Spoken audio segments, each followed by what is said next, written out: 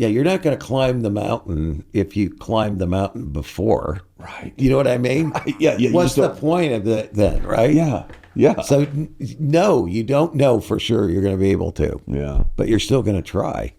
Once again, you got to step out. You got to do it. Entrepreneurship is more doing than it is planning. That's beautiful. That's so true.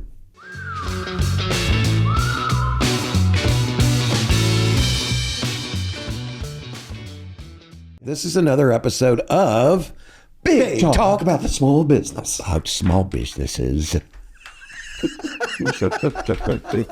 That's a good one. It gets better every time. Better every daggone time. I was just telling Eric as I sat down this morning, every day I reflect back on something that Eric has said, either on this show or out of this show, whether it's his stance on Walmart and how every time I order from Amazon, I'm taking food out of the mouths of babes. Or his great quote I was thinking about this morning at 5 a.m. It was that business is just a bunch of problems. Yeah. It's so true. They're either good or bad. Yeah, they're not all good. And they're not all good because they're either good or bad. And I'm just like waiting for the next problem. Like, when's the next is it a good problem or a bad problem? Are we supposed to say all problems are opportunities, Eric? Just like all failure is good. We can learn from it. No, not all problems are opportunities. They're freaking drag vacuum sucks of hell. You know? That's the truth. Sometimes it's just like, oh my God, I can't. And especially recurring ones. Why am I having the same problem again? All the time, every You know? day I do. I'm like, how is that not clear? Mm-hmm. My biggest problem, honestly, is clarity, and I don't know how else to articulate. And I was going to the bathroom for the show earlier. Yeah. And I was thinking. Yeah. And I was like, I do my best thinking in the bathroom. Yeah. And shower. And I was like, why? How can I improve on articulating vision? Mm-hmm. You know what I'm saying? Because I think that as an entrepreneur, we don't realize that not everyone sees. They don't put it all together. They can't visualize from where you are now to where you're trying to go. Yeah, and that's all I can see. Yeah, so I understand clearly. that. Like it's just like it's so. Yep. It's so clear. Yes. And I don't understand that. Maybe everybody else around me that I work with don't see. Mm-hmm. And obviously they don't see the exact same thing I see because we're all different. But my brain doesn't register that there's a gap there. And so therefore all I do is talk and talk and talk and talk and talk and talk until I want to blow my freaking brains out. I know you sound a little repetitive. It's like, haven't I said this a million times before? Yeah. And then I get excited and literally, I'll tell my wife sometimes, I'm like, I almost passed out today again in a meeting. Mm-hmm. She's like, what do you mean? I was like, well, I talked and I got so excited and the adrenaline starts rolling. Yeah. And then my heart starts racing and I don't breathe while I'm talking. And I literally feel lightheaded a lot of times. You're so into it. You like forget to breathe. Forget to breathe. And then I'm like, why am I feeling this way? And I'm like, oh, that's right, because I didn't breathe and I got excited. Makes total sense. I mean, half the time I feel like I'm going to pass out, but it's just because I stand up. Okay. That's what happens when you're 67 years old. You stand up. Yeah, and you start to feel like you're going to pass out. Okay. But no, I get it. I mean, it's not really the topic of the show today, but I do think it's relevant because, I mean, I deal with this in every business I'm a part of.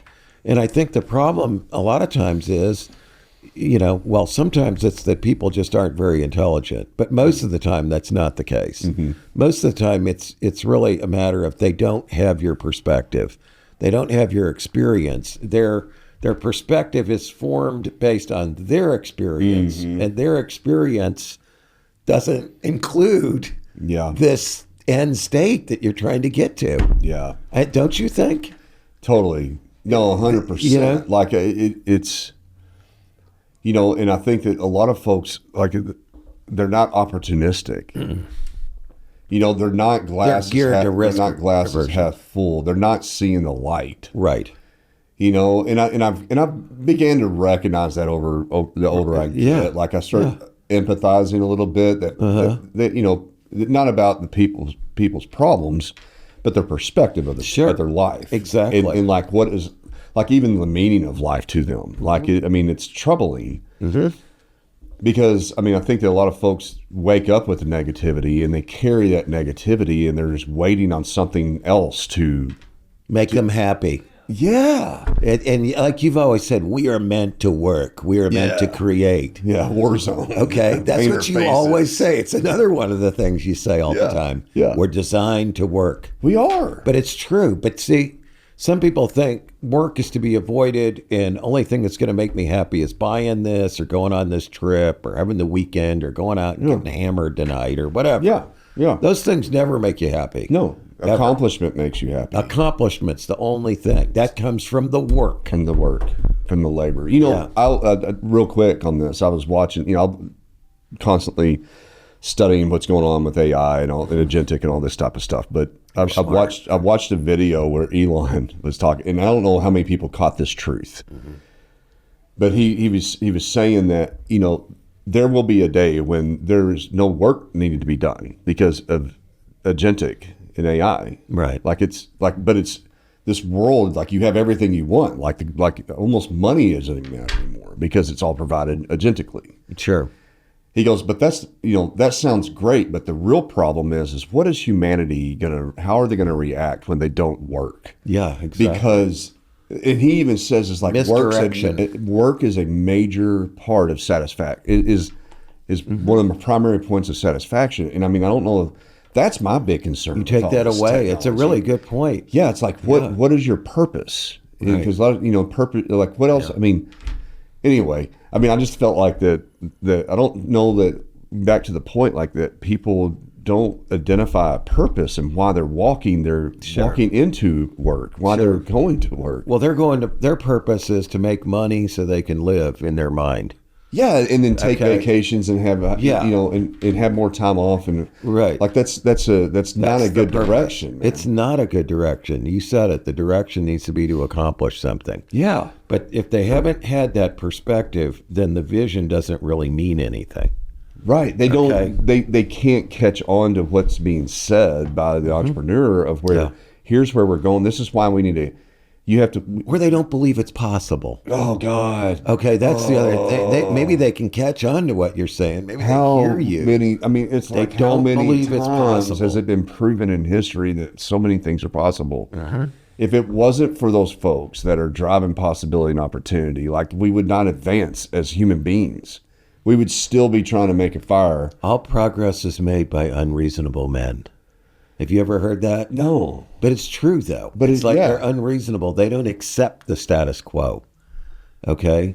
They believe that you can go somewhere else and do something else. Is it? I guess it's the doubt that, like, I don't know how many times you've experienced this, but I'll be talking to the team and I'm looking around and everybody is looking at me like I'm either crazy, have lost my mind. Yeah. Or I experience that a lot. In total disbelief and they zone out. And I'm like, give me some feedback here, folks. Like, I'm going to keep talking, saying the same thing over and over again and getting more excited until you look at me and go, oh, yeah, I want to see a smile, man. See, let's go. Yeah, it makes total sense. I mean, you're in a different position than me because you've got businesses that you're trying to grow that you are the head of. I am behind the scenes these days. Yeah. Okay? I'm the guy back there trying to get stuff done without being the public face. Yeah. And it's, believe me, it's a different role than what I'm used to. What's the frustrating thing on that side, though? Because I can't I have to communicate these things through other people. Okay? And they don't always get it themselves, or they don't articulate it the same way I do. Okay? They're too soft. Yeah. They don't get excited enough. Yeah. You know what I'm talking about. I do, man. I can't, like, the idea of having to communicate through someone else, basically brokering your vision and what needs to be done. That's challenging. It really is. I mean, you know how it used to be, like when you and I worked together. It's exciting, right? Now, some people don't like it. I'm sure our style does make some people nervous. Oh, sure. They just think that you're crazy or you're unpredictable or whatever. Out of our mind. Don't know what we're talking about. Old in a way. Yeah, hip shooting. Don't have enough data. Data driving our decisions. Yeah. All decisions must be data driven. No. I love that. No, that's not true. Go with your gut, baby. Well, anyway, this is a fun topic, and I can empathize with you because I do know how critical it is to get that vision across and get people to really believe that it's possible. Then they will act accordingly. But today, we're going to talk a little bit about something that it's a term that I used in one of the short chapters of my book, Confessions of an Entrepreneur, and that is the gestation period for a business and the importance of that. Okay. Now, before the show started, you were asking, like, you were sort of questioning whether you need that. What's that? What is this? What is this gestation period? The gestation period is from the time between when you really have your idea for your business and it's formed. It's more than just like a product idea. It's an idea for a business. Okay? It's formed in your mind. The period between that time and the time you actually start it. Okay? I mean, it doesn't have to be long. It could be long. Yeah. My experience is the longer it is, the less likely it is you'll start the business. Okay. That could be good or bad. Yeah. Okay? It's good if you made a good decision not to start it because it was not going to work. Got it. It's bad if you delayed and you missed the opportunity in front of you. Yeah.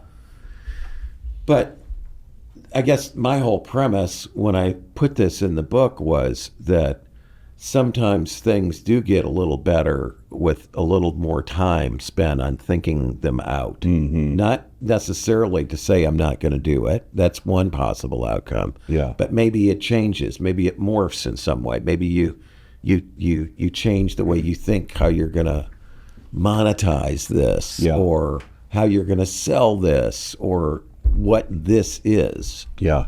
That time can be very helpful. Do you believe that, or what do you think about that? Well, I'm just thinking about the whole, and to the audience, just so you know, I was really ignorant of this term, right? I forgot about it. I forgot about that term in your book, you know, when I read it before, and it's a confusing phase in my brain because I'm trying to separate. So action oriented. Yeah, I'm trying to separate like what is like I can look back and say I really wish I would have spent more time on some ideas that I had.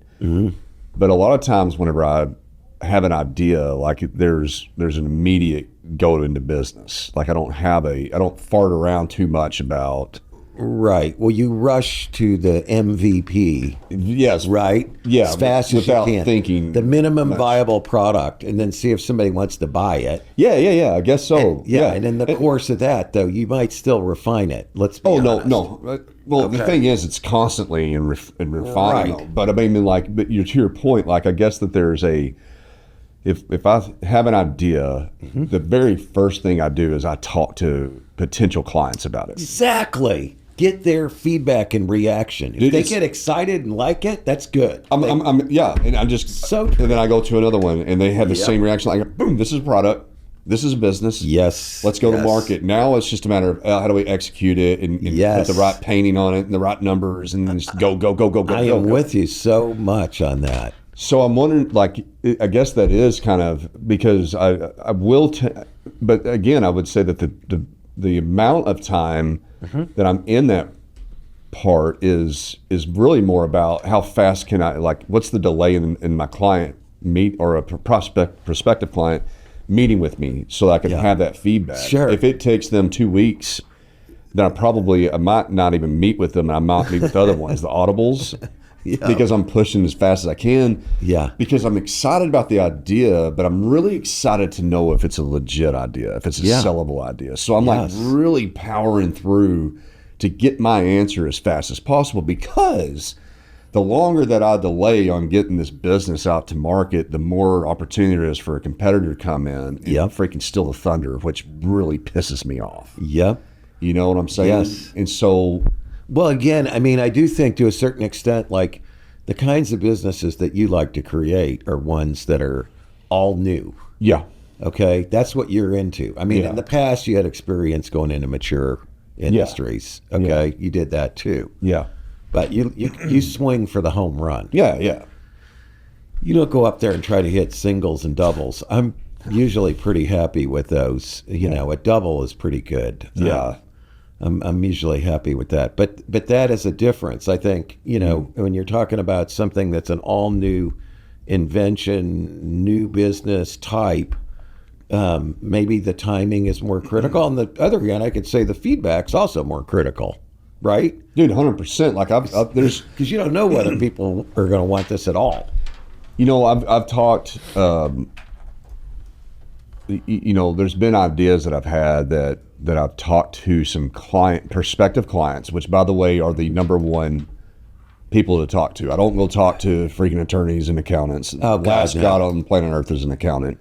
Yeah, they're so and risk a averse. lot of times I don't talk to my wife about it because she's usually, you know, but I will say that she has some very instinctual truth that I can't seem to understand how, but she's been right, very right about certain things that Women are generally better in that regard. dude, I have a lot of respect for it now. Yeah, like, I mean, like if like, and I have a lot of respect when she's like, oh no, I like that, go. Right. It's like, That's really encouraging. freaking rocket fuel, baby, you know? Exactly. I get it. But, you know, like when I go to these prospective clients, like they're getting that feedback is, you know, to me, the pinnacle because, you know, and like you said, there's a sparkle in the eye. There's a, oh, I'd like that. That's all I need. I don't need to understand much more than that from my interview to get me out of gestation period, I guess, and getting into the business. Some people, though, I've run into more than once, and I think it even came up on the show before.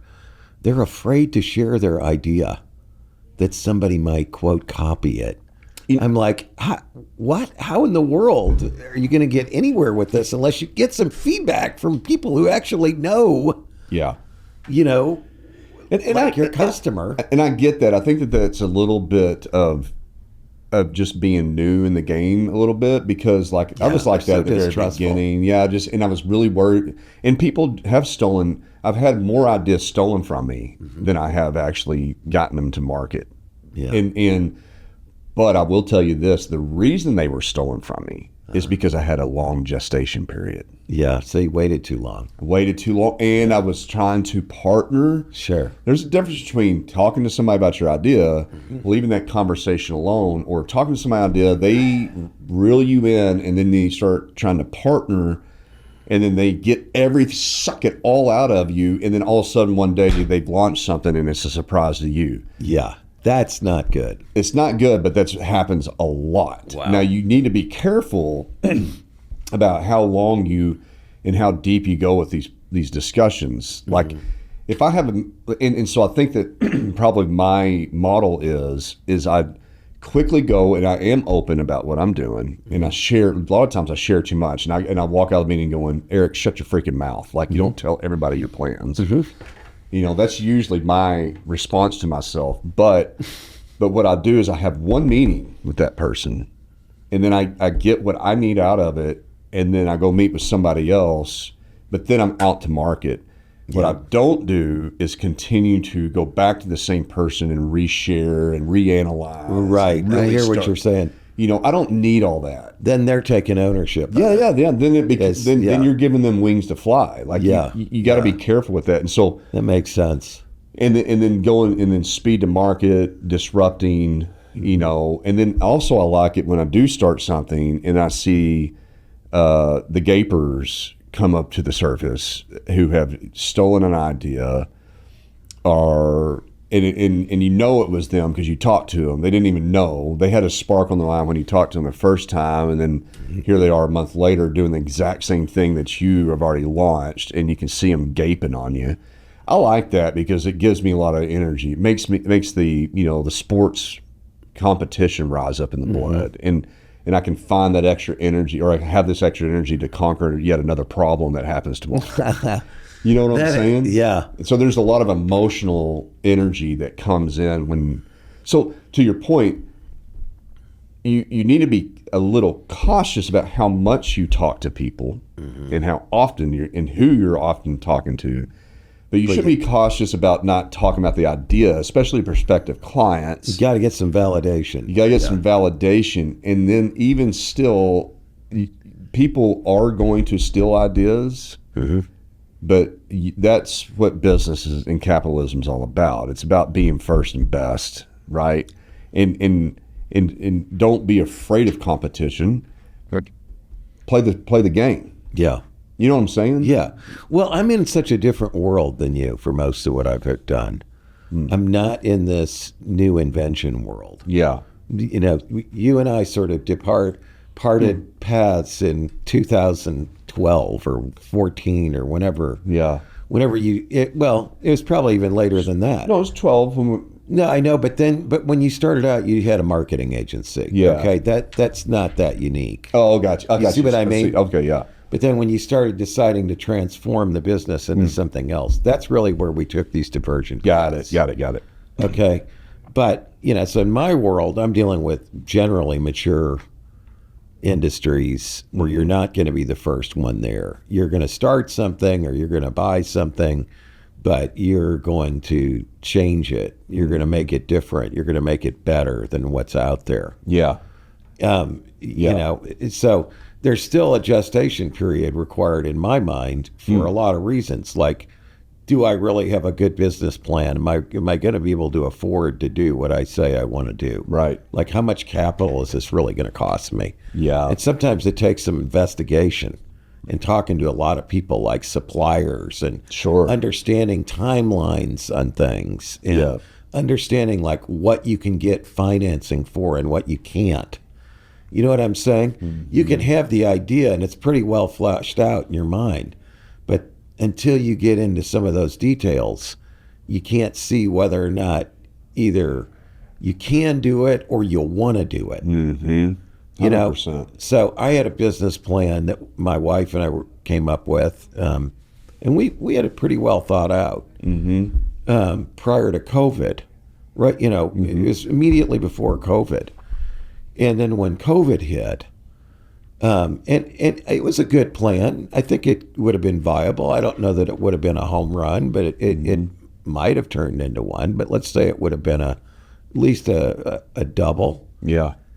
But after COVID hit and you started seeing everything retract and pull in, it really made me rethink. And then I thought, holy cow, plus we didn't know a lot about COVID. Yeah. I thought, what happens if I keel over from this? True, yeah. And I leave my wife holding the bag with this other business on top of the other ones that she's got to deal with that are ours. Yeah.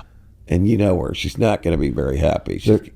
I'll be dead and she'll be pissed at me. Okay? I think about that a lot. So you know what they're going to do, though? Sonia or Tara, they're just going to be like, kill it. Yeah. Kill all of it. Kill it. Cash it out. Cash it out. Kill it. I don't even care about the cash. Just kill it. They don't want anything to do with it. Well, in any case, I just use this as a specific example of where the circumstances in the external market changed and I pulled the plug on it. Because I had that time to think about it. I could have just acted. Yeah. Okay. Maybe it would have been good. Maybe it wouldn't have been good. But the fact that I had that extra time, and the time was critical. It wasn't all in COVID. A lot of that time was finding my suppliers, getting them to commit to prices, beating them down, getting people who said they would drop ship stuff for me instead of me. There's a lot of details to work out that made the business, in my mind, better than if I just said, let's do it, write a check, buy this stuff, have it all sent here, and then we're going to sell it all online. It was an online-based product business. Yeah. So anyway, I do think, those are two different scenarios, though, that we're talking about. It makes me think, like, which has been something that's been a real eye-opening to me in my business career is like there's a difference between starting something and then second stage growth. Yeah. Oh yeah, there is. And man, I can start a lot of things. Like Right. and I also think about I'm a 0 to 20 yard line person, and then there's the 20 to the 50, and Yeah. 20 to ends. No, I understand that. And, Yeah. and like I can see that with you. yeah, but I mean like this glass ceiling of second stage growth of like and kind of what you're talking about. You take that business and you make it better. Yes. You get it over the hump to scalability, profitability. I love that part. See, I don't. I know. I believe you. But That's fine. I mean, it's why you got to have partners, no, 100%. you know, because 100%. people have different. I've started plenty of stuff. I've started like 6 or 8 companies, but it's not what I enjoy the most. See, I would much rather come into a situation that's got customers and employees and products or services.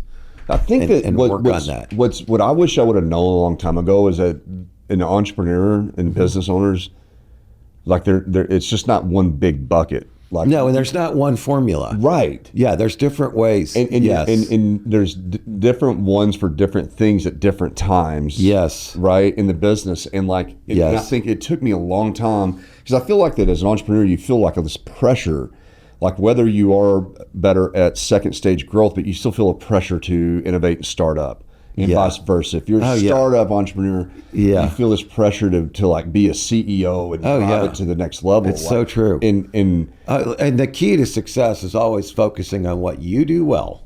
Okay. yes, Stop working on your weaknesses. Even though a Yeah. lot of people say that. What do you mean don't work? Work on your strengths. yeah, Get other people to fill in for your weaknesses. 100%. Because honestly, you It's- don't have enough time to work on all of it. You don't, and some things you just may never be good at. Like Yeah. I'm probably never going to be a great golfer. Even I never played a lot, but Yeah. it's just not. Yeah, is it? Probably never going to be good at it. Yeah, and I think that it's You know? important for listeners to So why try? recognize that, like, and it's okay, and you don't have to be the all-in-one, right? Like, I mean, and there are some that are out there, and I mean, kudos to them. I don't know how they can be that. Like, and maybe when I'm 65 or 70, I'll be there. But like as of today, like I don't have the desire to graduate into a second stage growth scalable. I understand that entrepreneur. totally. You know, it was interesting. My wife and I watched a really good documentary the other night. You're going to watch this because you'd like it. I think it was called Being Warren Buffett or Becoming Warren Buffett. It was his whole story, his whole life story. Oh, that's cool.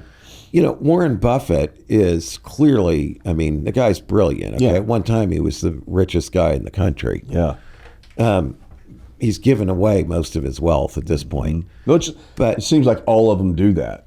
A lot of them do, not all of them. Some are just selfish to the end, but a lot of them do. But in any case, the thing with Warren Buffett it was really interesting is he's probably Asperger's way out on the spectrum. Okay. Yeah. Which a lot of brilliant people look. I mean, I don't know a single entrepreneur who's not either ADHD, Yeah.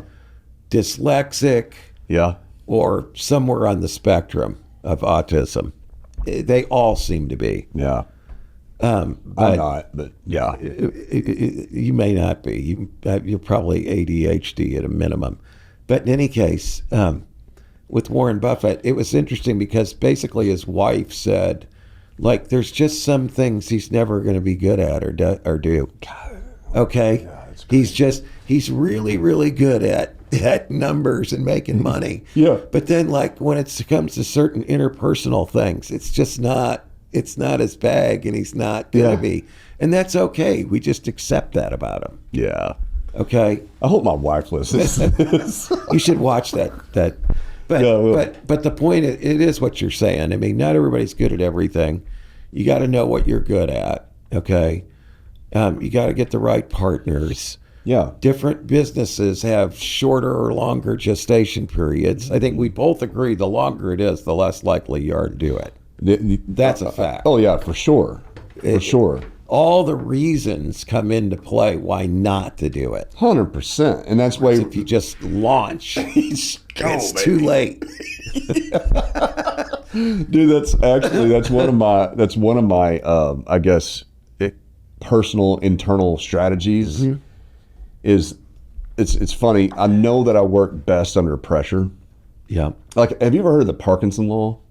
I don't remember it. I think I have. Yeah, it was Yes. Parkinson's law. It's a management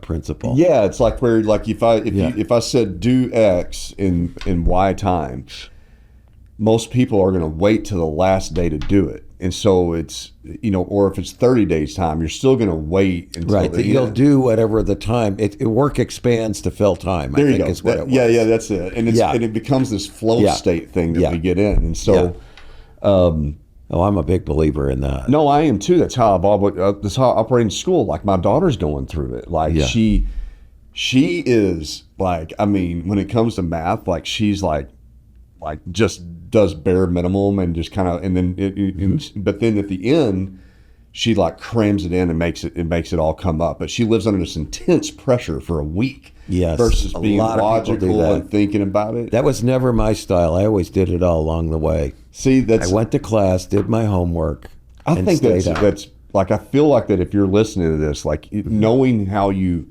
operate, like Yep. in normal circumstances, to your point, logical, non-procrastinating, Yes. right? Yes. And you just continuously do that. But then there's the other side of it, like myself, to where last minute. My wife's like that. She needs the deadline, then she just like pours it on Exactly. and gets it done, gets it across the goal line. But so- it's going to be at the last minute. Yeah, exactly. And so one of my self-driven strategies is that's why I probably launch, because immediately I'm like, shoot, now I got to get to work. Yeah, it forces Otherwise, you. my gestation period, I could probably just push and push. That's and an push. interesting point of view. I can see that. And when I was at White Spider and developing that business, I had pushed a lot of podcast videos as an idea, media ideas. Sure. And all Oh, these you other always had things. ideas. Yeah, but I just always back burning for 10 years, for a decade, just kept pushing. And as soon as that hit the acquisition time frame, it's just like boom, everything was kind of. And then I went a little nutso, like I had like 12 companies within like three weeks. Bam, bam, bam, bam, bam. You can ask my bankers; they felt it the I know. most because of all the new accounts and stuff. Like boom, boom, boom, boom. Yeah. But then it's kind of it's gotten a little bit, slightly better and more narrow. But I think that point is like. That's been one of my strategies, to launch really quick so that therefore I'm in the weeds of it and now I have to get at it. That strategy of business and entrepreneurship is that you'll start all these different things, but like the odds are that one of them will really hit big, right? Yeah. I mean, that. Yeah, 100%. That's the odds. The other ones, I'm not saying you'll go broke, but you may just decide to abandon it, right? Yeah. So that's one strategy. The other strategy is that you just do one or two things, you do them really, really well. Yeah. And you just focus on that. I've done both of those myself. I think I probably gravitate toward lots of things now. Yeah. It's more interesting to me. Yeah. My attention keeps you span's entertained. short. Yeah. Yeah. And so that just keeps you learning and it's more interesting. Yeah. It's not necessarily the way to make the most money in my experience. I did better when I did one thing and did it really well. Yeah. And it was there was a really great video that you should watch sometime.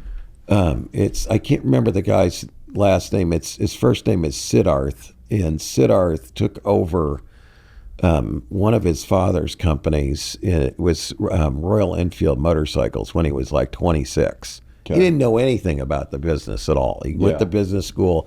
He was just a, quote, rich kid. Yeah. Okay. Yeah. And they had 15 companies. This was one of them. Wow. And it wasn't doing very well at all. In fact, it was doing really poorly. Huh. Great video of how he transformed it. They're the largest motorcycle manufacturer in the world today. Oh, wow. Siddharth is 51 years old now. But the interesting thing about Siddharth was, he immersed himself in this business. He went there, he slept on the floor of the factory for 4 years. He moved into the factory. he got rid of all the company cars for executives and made them all ride their motorcycles to work every day. And then they got to see the problems with them, which were many. Yeah. Okay. But these are just a lot of things he did. But anyway, he did such a great job with it that his dad came to him a few years later. And it's like, now I want you to take over as, CEO of the whole thing, all these companies. And he's like, okay, I'll do it, but you got to let me do what I want to do. Oh. And his dad said, yeah, you can do what you want to do. So he got rid of 13 of the 15 companies, kept the motorcycle business and the truck business. He goes, I can have a whole lot of things that are mediocre, or I can do a couple things that knock the cover off the ball where we dominate the market. Yeah. He went with the latter strategy. Mm-hmm. But it's a great story. Mm-hmm. But these are different approaches. And I think, again, if you're a guy like you that likes to create lots of different things, and then, odds are something's going to hit big, other ones aren't, you sort of decide what you're going to be more interested in based on like what happens. I've lit a bunch of fires. Which one's going to flame up, right? 100%. Obviously. I think that's a really good, that's a classic entrepreneurial approach to business creation. Well, because like I think that when you have all those things in the air, right? Like external circumstances will impact business, and it might impact this one over here. Yeah, positively or negatively. Exactly. Sometimes it's positive, as you say. Yeah. So you roll, baby. Like you're already like right now. Like when I look at my portfolio of companies, I'm like, man, it's actually kind of interesting that all of them are kind of like in this hotbed, like they're all rising up at the same time for being opportunistic. It's exhilarating time, and it's almost kind of hard for me to choose where I spend most of my time on at this moment because there's so.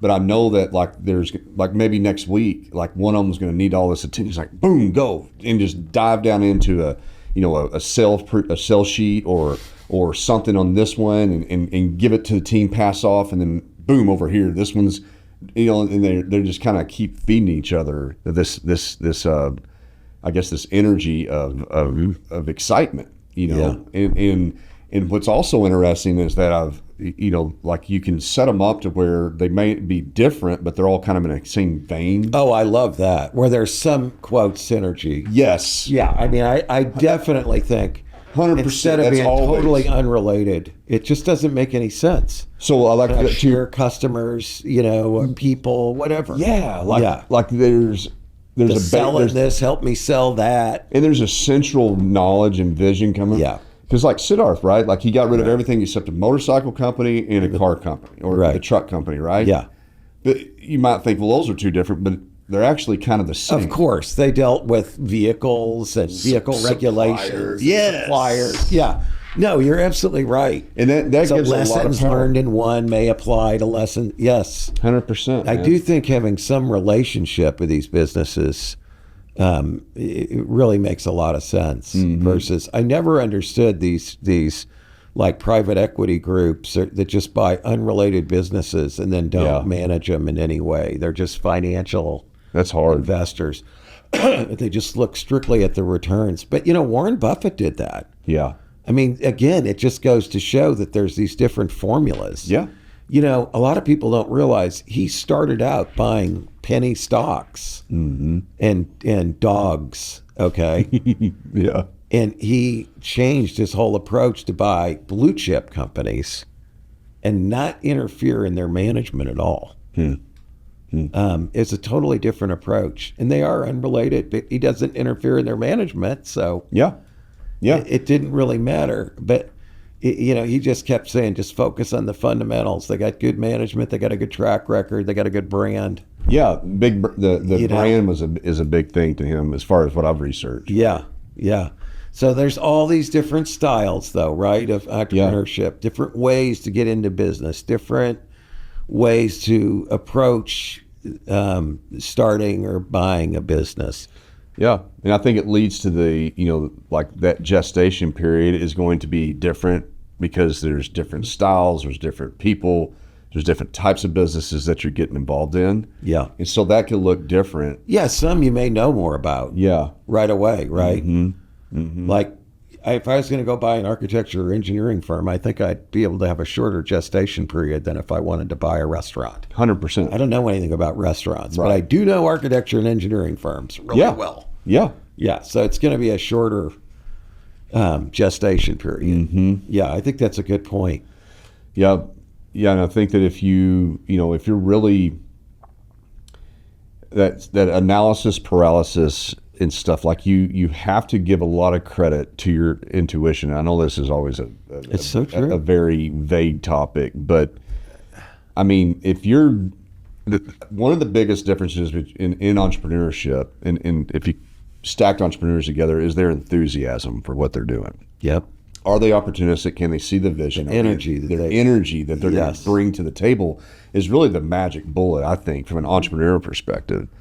And so if your intuition is just like pushing you to go do something and you feel that, like that has a lot of credibility to it. And even as you started doing your analysis and your second guessing and whatever during your gestation period, if you can feel that dropping off really quickly and staying dropped off. Yeah.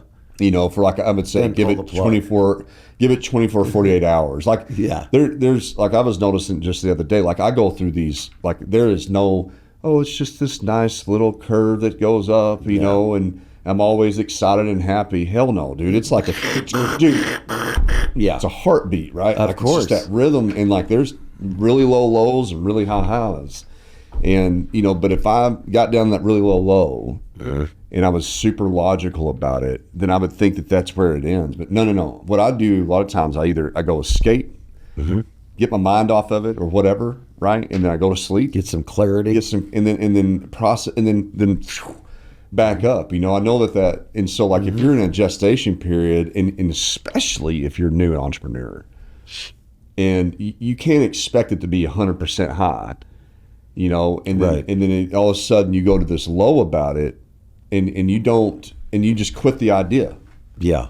Like you need to give it 24, 48 hours, man. Good point. Yeah. Or else you'll kill your idea. Or if you've been excited about it this whole time, then all of a sudden you talk to somebody that freaking buzz kills everything.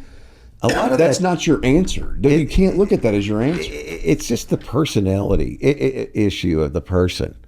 If you think about it, it's just like a relationship. You could have a good relationship and then somebody does something that's bad. You can either completely write them off and say, I'll never talk with them again. Or, you go think about it. You let a little time pass. Yeah. Maybe it's really not that big a deal. Your perspective changes on it and you still carry on with your relationship. That is such a good analogy. It really is. It's just like that. It really is like that. I mean, you're going to have problems, you're going to second guess what you've always believed. Yeah. No, but your personality determines how you respond to that. Yeah. Okay? Because there are people who will just write people off and they're done. Or they'll just, as you said, somebody says something bad about this business, one person, they give up on it. I mean, you know what this reminds me of? It's something I've really been thinking a lot about, and this could be a topic for another show. Ready to level up your show? At podcastvideos.com, we offer industry-leading recording and expert marketing to help your show reach more listeners. From creation to distribution, we've got you covered. Visit podcastvideos.com and elevate your podcast today. It's what I call relentless marketing. Mm-hmm. And it goes back to the idea, what a fan I am of e-marketing. I like to send out a lot of emails, right? Yeah. I get one person that says, I'm going to delete, don't send me so damn many emails. I'm going to write you off. I'm never going to do business with you again. Stop all emails, stop. Or 40 people bought our shit today. Yeah. Why is this guy going to ruin my party? A lot of people in business owners, business founders, let that one guy stop them. They'll stop. I guess we can't market like that. Let's send one email out a month from now on. Okay? Dude, and that's a good example, because I just actually had a conversation earlier about something like this. We had one person complain which we want to be, we want to respect that. Yes, obviously, exactly. 100%. Sure, you're not trying to it's just dismiss we were it. talking about changing a process for the entire organization Based on one person's I'm feedback. like, wait a minute, like I don't want to bottleneck the team. Yeah. I don't want our team hesitant. Yeah. Like we don't want to hurt the confidence of our team because one person, like and so instead of having a checkbox as we will not do X, Y, and Z, we're going to have a checkbox of what would you not like us to do? You tell us, because we're not going to stop this one part of the process across the entire company, Right. But we'll stop the one instance For you. For you, Yeah, exactly. I like that. yeah. Yeah, So that makes sense. Yeah. Well, that's like us. You can opt out, right, of the email. And we're still sending out 50,000 emails today, but you can opt out. yeah, you have a choice. Yeah, but make that good. Make it so it actually works. If they do opt out, they don't keep getting emails from you for the next 30 days. Well, that list was downloaded to our system 30 days. I hate stuff like that. Yeah, I'm like, change that. What you don't ever do is stop sending the emails. Yeah, Like, that's exactly. just devastating. It's so stupid. You got to be really careful not to. This is my relentless marketing program. I can detail it for you. I can tell you all about it. Yeah, man. It's like that's what gives me confidence in a business compared to a lot of other people. I know I will do the hard work to do the marketing consistently in all the ways it needs to be done to make that business succeed. And I know marketing works, so there you go. Market yourself to success. Exactly. Dude, that was for sure the biggest thing that helped our old company at White Spot. We were just relentless. Sure. We were always showing up. We were always Right. just constant work Yes. to get out in front. Because you're a good seller too. It's marketing and selling. Yeah. Two different but related things. Well, I call it, like I've identified it as campaigning. Yeah. Campaigner. Like Right. if you can think of it as a politician, Yeah, you're always campaigning. always campaigning. And Doesn't matter. shaking The hands, election kissing just- babies, baby. The election just was over, but it doesn't matter. Keep on. 4 years, there's going to be another one, so we're going. That's it. Right. Resilience in that campaign. Yeah. No, you're right. But so this is an interesting topic. I hope that people got something out of it.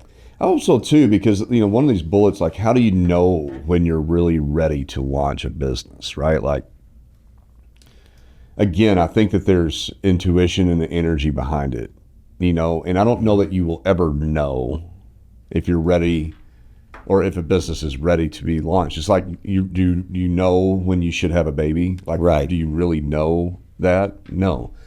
You just have the baby. And you have to be, a lot of this is, again, like as a new entrepreneur. Jump in. You'll learn along You got the to way. take the step, man. I know. And It's so true.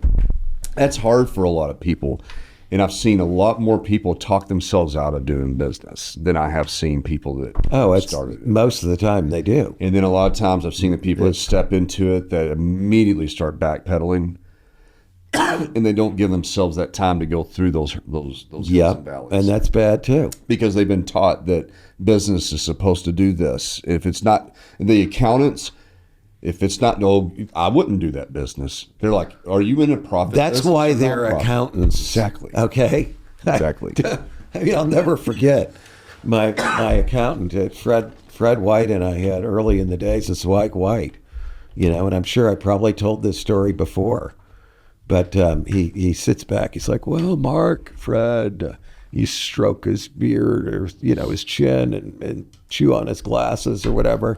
You guys should have each taken out like another $250,000 a year out of this business this year. And I'm like, Bob, how many employees do you have? No, first I said, how long you been in business? He said, 20 years. How many employees do you have? He goes, counting myself and my family members? Yeah, 5. Okay. I said, Bob, you don't know shit about how to grow a business. Okay. Don't tell me. Because we're leaving money in the business so we can grow the business. Okay, the purpose of it's not to just suck as much out of it as we can every year. That's so true.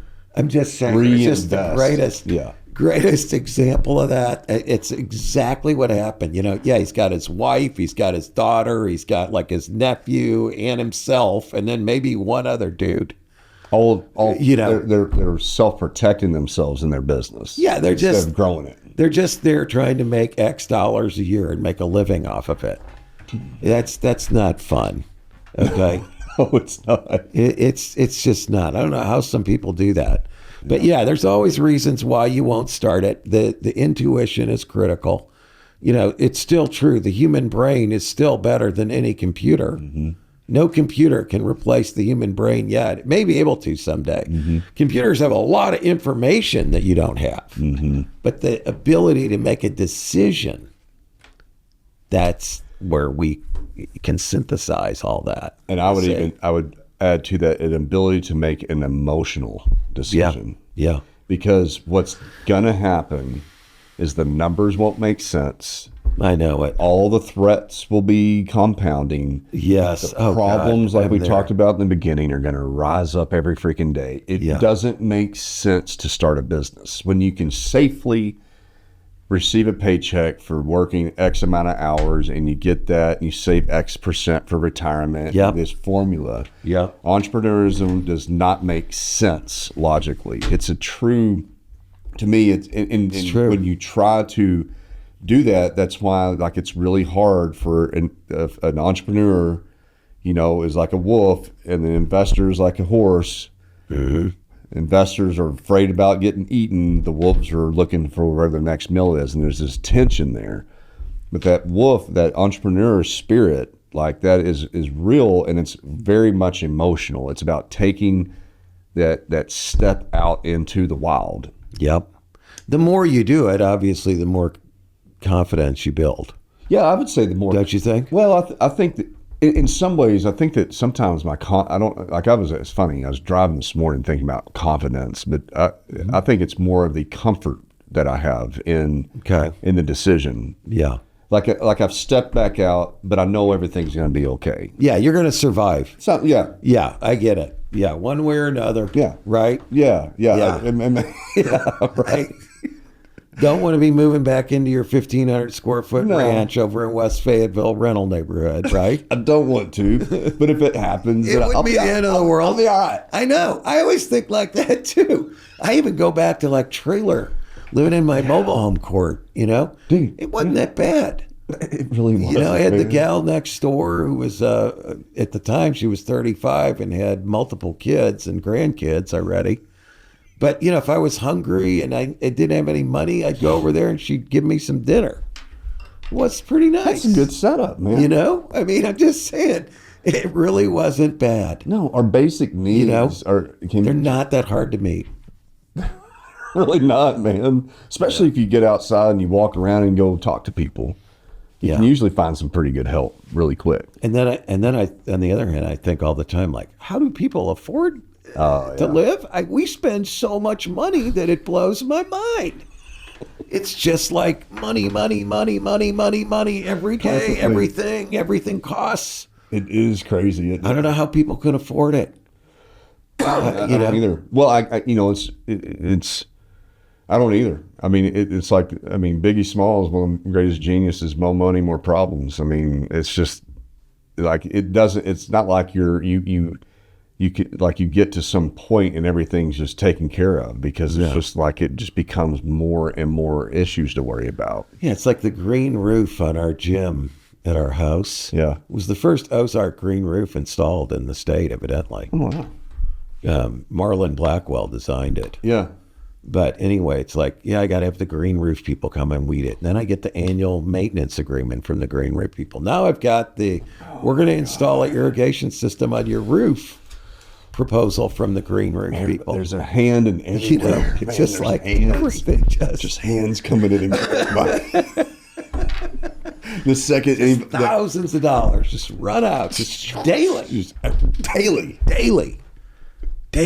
It's just, and my kids, it's just like, I need money for this. I need money for that. I need a camp deposit. I want to go to the dog training thing. I got to have tuition. I got to have sorority. It's just like, makes you just work more. Buy me a new car.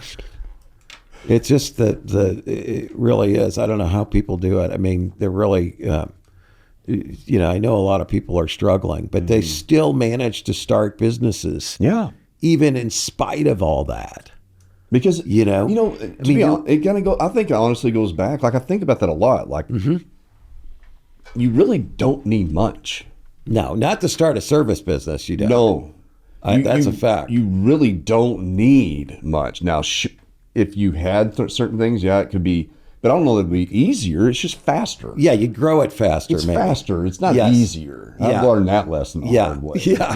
But I mean, like, it's true. And so, like, but again, it comes down, do you have the will and the emotional and the intuition to take the step? I think, part of it is in our culture and we're all so comfortable. Oh, yeah. I'm not saying everybody's got everything they want, but I'm just saying, I look at like the first generation Hispanic immigrants who are here in Northwest Arkansas and how many of them own businesses.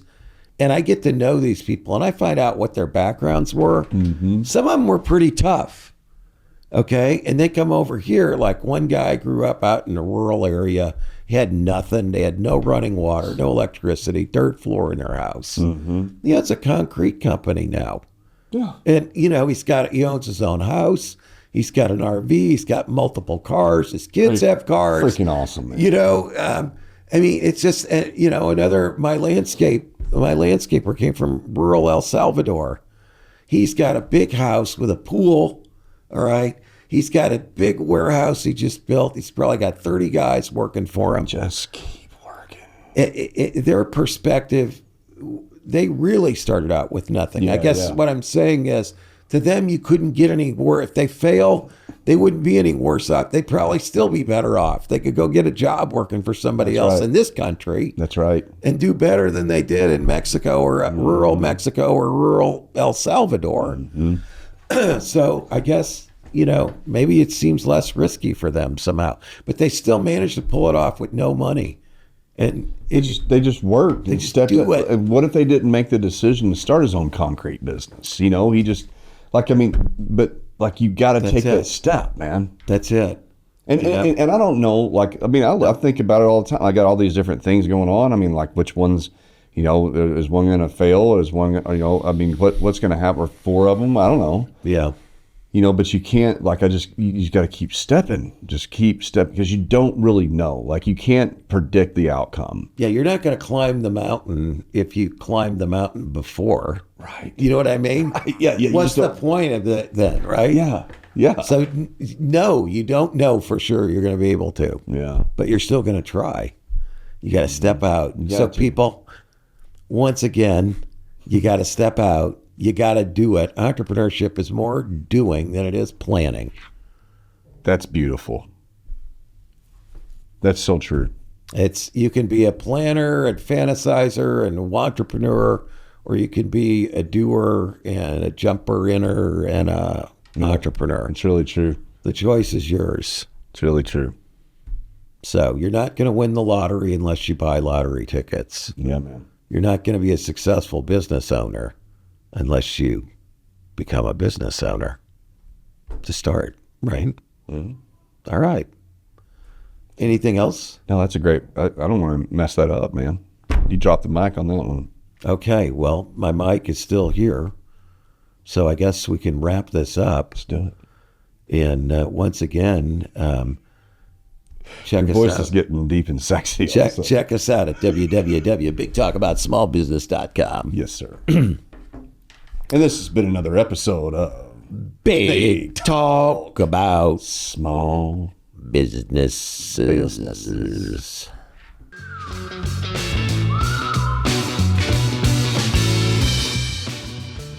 Thanks for tuning into this episode of Big Talk About Small Business. If you have any questions or ideas for upcoming shows, be sure to head over to our website, www.bigtalkaboutsmallbusiness.com, and click on the Ask the Host button for the chance to have your questions answered on the show.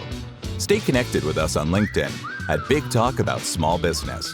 And be sure to head over to our website to read articles, browse episodes, and ask questions about upcoming shows.